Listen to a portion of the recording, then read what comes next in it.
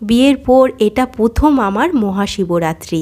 তো দেখো, প্রথমেই আমি এসে ঠাকুরের কাছে গন্ডি দিয়েছিলাম, সেটাও তোমাদের সাথে শেয়ার করেছি। এবার রাতে একদম সেজে গুজে নতুন বউ সেজে চলে গেছি মন্দিরে।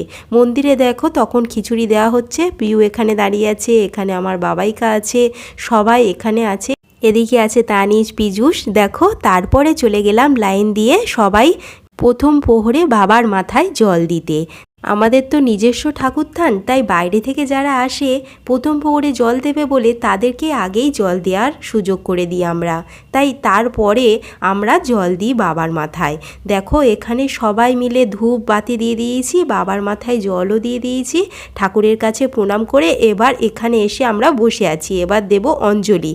বামন মশাই পুজো শুরু করে দিয়েছেন, আমরা এখানে বসে ওয়েট করছি অঞ্জলি দেব বলে। এখানে দেখো পিউ। দেখা হচ্ছে নেক্সট মিনি ব্লগে, সাবস্ক্রাইব করে পাশে থেকো কিন্তু।